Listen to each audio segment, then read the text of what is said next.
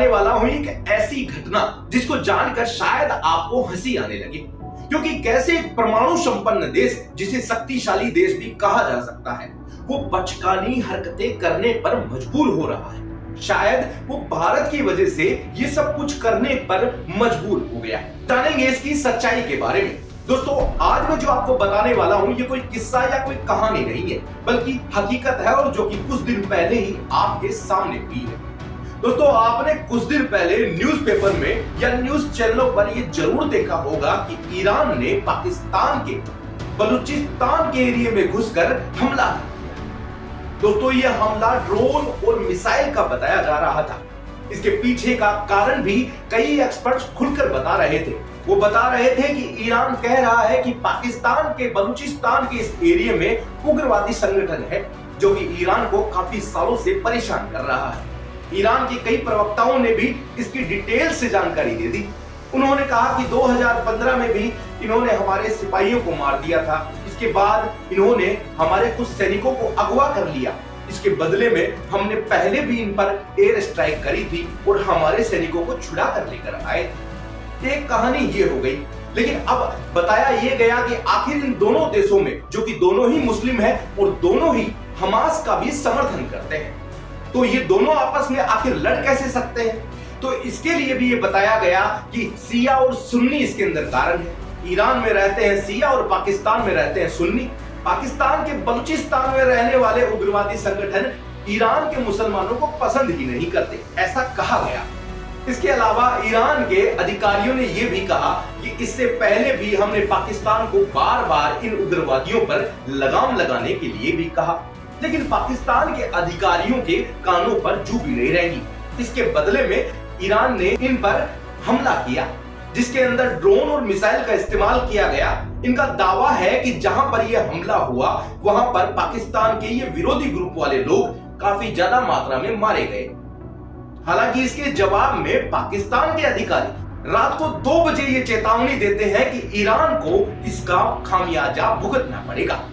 आखिर ये क्या था? अब हम आपको लेकर चलते हैं कुछ ही महीने पहले, जब पाकिस्तान के विदेश मंत्री ने यह शक जताते हुए कहा कि कहीं भारत की बीजेपी सरकार यानी नरेंद्र मोदी सरकार लोकसभा में फिर से फायदा उठाने के लिए पाकिस्तान पर कोई एयर स्ट्राइक ना कर दे। इसके बदले में पाकिस्तान के विदेश मंत्री ने यह भी कहा कि अगर इस बार फिर से हिंदुस्तान की तरफ से पाकिस्तान में एयर स्ट्राइक हुई तो हम इसका कड़ा जवाब देंगे। उसके कुछ ही महीनों बाद यह सारी घटना सामने आई, जिसमें यह बताया गया कि ईरान ने पाकिस्तान के अंदर घुसकर इन पर हमला कर दिया।